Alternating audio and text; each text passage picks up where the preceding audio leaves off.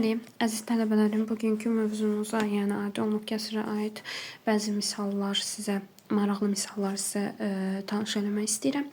Bizim şərtimizdə nə verir? Şərtdə onu verir ki, məxrəci surətindən 4 vahid. Vahid dedikdə, yəni məxrəcimizi əgər, daha doğrusu surətimizi x götürsək, məxrəcimiz x plus 4 götürərik, düzdür? Daha sonra deyir, kəsrin və surətinə və məxrəcinə 7 əlavə edirik. Yəni bunu çeviririk. X plus 4 plus 7, bu əməli etdikdən sonra bu 7-ni əlavə edərik.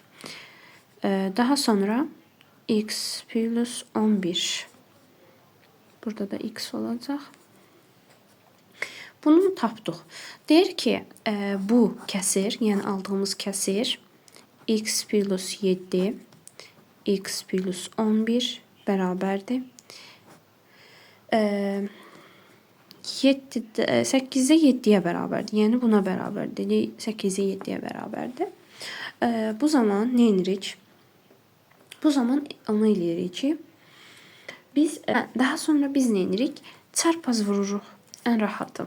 Yəni x plus 11 vururuq 7-yə. Buna uyğun çarpaz. Sizə izah edeyim bu formada. Çarpaz vururuq. Vururuq. Deməli 8 vur x plus 7. Və bu tənliyimizi həll edirik. 7x plus 77 bərabərdir 8x plus 56. Bildiyimiz üsulla həll edirik. 8x plus 56 bərabərdir 7x plus 77. Bunu mən çevirmək lazım deyil, amma mən çevirdim. Belə daha rahatdır mənə. 8x minus 7x bərabərdir 77 çıx 56. Bu da eləyir x bərabərdir 21. Bunu aldıq.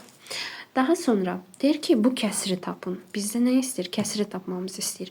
Kəsirimiz də budur. Yəni x bölünsün x plus 4.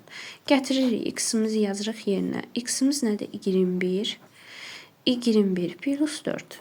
Bu da eləyir 25-də 21. Kəsirimizi tapdıq. Cavabımız 25-də 21 olur.